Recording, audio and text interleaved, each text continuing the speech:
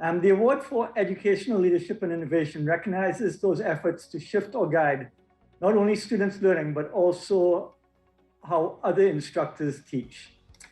This year, the Senate Subcommittee on Teaching Awards decided on 2 recipients, one at the course and institutional levels, and another at the course and program levels.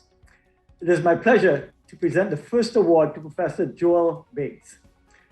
Joel is an associate professor teaching intensive and acting chair of the Department of English Literature. Joel is recognized for his extraordinary educational leadership and innovation at the course and institutional levels. In his communications and critical thinking courses, Joel has reshaped the bounds of traditional humanities instruction by incorporating experiential learning projects that allow students to research and author reports for community partners. Through his instruction, Joel illustrates for students the transferability of humanities-based research, communication, and writing skills into areas of employment beyond those traditionally understood as leading from humanities. Of equal significance is the leadership Joel has displayed in this innovative and compassionate support of faculty throughout COVID-related disruptions.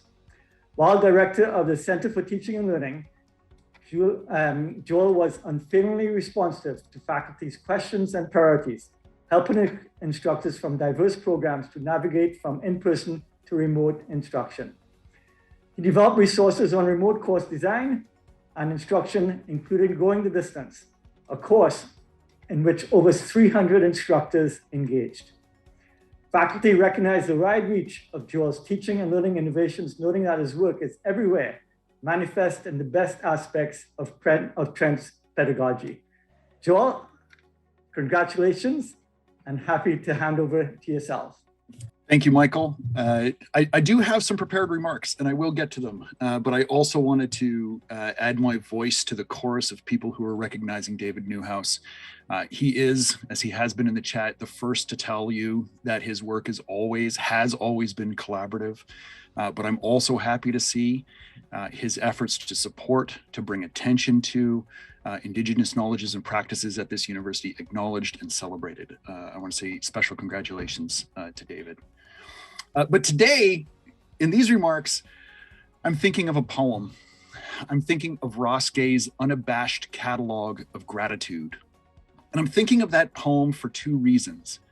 It begins with an invocation, an instruction from a figure he encounters in a dream to bellow forth all of his thanks into this world, using the tubas and zousaphones, the whole rusty brass band of gratitude, because who among us could ignore such odd and precise counsel? I know I can't ignore that advice, not today. I'm also thinking of that poem because it is messy. It's not a diligent and precise catalog of efforts, but it is an opening of a heart full of thanks. Or as he says later, it is a poem that empties this knuckle-headed heart, this pelican heart, this gapped tooth heart, flinging open its gaudy maw. And that's as close as I can get to what I'm feeling today, because I have a knot of feelings that are pulling in different directions, and I'd like to sort and order them perhaps with you in this time. I am feeling, of course, grateful for this award. To know that people took the time while living through this echo, gosh, I hope it is an echo of a pandemic, to say some good words about me and shine some light my way. Well, that's pretty special. But I also have thanks for my kids, who in that first pandemic summer knew that daddy was working, always working, and loved me anyway, and smiled still when we went for a swim or read a book together. I want to thank my wife, Rodlin, a social worker who has given me many gifts, including the efforts which make my own work possible and has helped me see what my privileges can block out. And thanks too to my parents who are on this call, who are endlessly supportive and who always pick up the phone. I'll also admit to feeling some strangeness here, because at least part of this award is a result of other people's efforts. The students who are willing to work with me on community-based research projects, on stormwater management, on food system resilience, on supporting the adoption of electric vehicles with an English professor. Are you kidding me? I am grateful for their faith that we could do something special, and I think we did. And of course, anything that we worked on at the CTL was a team effort. The work we did there, gosh, I am deeply proud of it. And to work with the good people in IT and the library and Trent Online, they all shared their ideas and efforts generously. The load is light when we all put our shoulders to the wheel. In particular, I want to give a shout out to Dana Capel and Mitch Huguenin and Sylvia Dick. These are good people who work hard, who care deeply about teaching, and I miss them. We were building something that we all believed in. And of course, to anyone who came to a workshop or opened a newsletter or sent me a note telling me that telling me what they needed or that what I was doing was even helping just a little bit, who trusted me enough to share their ideas, thank you. I appreciate all of you. It was tremendous fun.